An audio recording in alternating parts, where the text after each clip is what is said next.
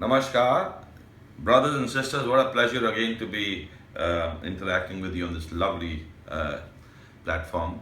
I get to meet so many inspiring people when I'm conducting sessions almost on a daily basis on occasions. And I'm reminded of this great experience I had with one, John. Now, John had a rough childhood. He grew up in an orphanage in Darjeeling, and when I met him, he was a manager working for a large retail network called Chroma. Chroma is owned by Tatas, and at that time he was in charge of three stores. And while we were chit chatting during break, he shared with me his history. He said, in spite of the fact that I grew up in a orphanage, he feels that he's done fairly well. He's realized his dreams, and his story goes like this: that in the orphanage that was being run by American missionaries, if I'm not mistaken, in Darjeeling, the what would be that till fifth standard, the children would actually be looked after by others.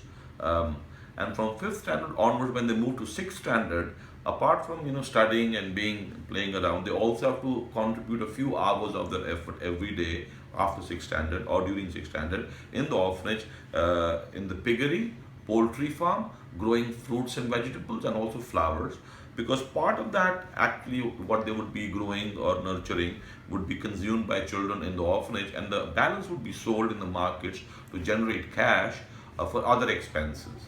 And the kids, when they move to class 9, they would be given additional responsibility of looking after the younger children in the orphanage. And in 10th standard, when they graduate from 10th standard, the orphanage would give them a fixed amount of money, and then they would be expected to move out of the orphanage and become independent.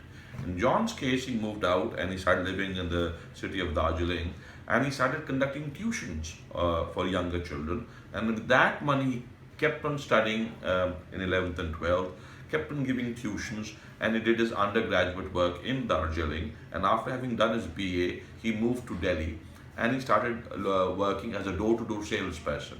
He said for the first 1 or 2 years in Delhi, it was very, very challenging because A, he was not used to the environment, because Darjeeling being different from Delhi, plus language. He was not very conversant in Hindi. So he worked very hard in learning Hindi, and also while he was learning Hindi, he was also polishing his English.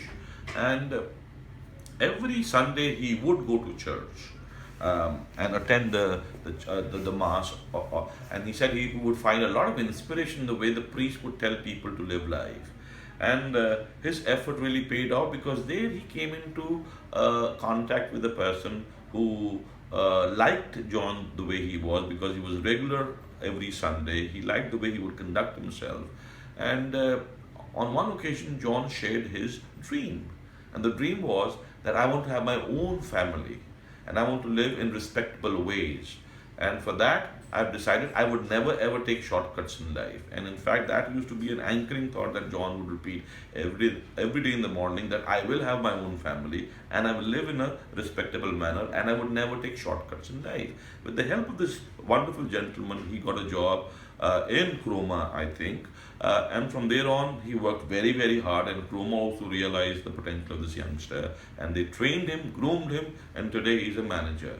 Now, stories of this kind, when you come across such people, I think make you understand the power of being good, the power of being disciplined. And it is not destiny as such that is preordained, but the decisions that you and I can make.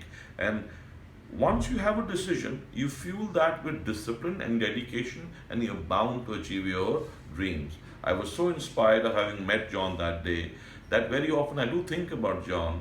Most of us, we have families. I think it's so important for you and I to understand that having a family and nurturing them, working hard towards their well-being, is probably a dream that I think we all should work towards, I guess. Sometimes we get carried away in having big numbers, as far as certain wealth amount is concerned. If you and I can reach that, that's wonderful, but please do not underestimate the power of a common man. God bless you, work hard, and we'll again interact in the times to come. Thank you. God bless you.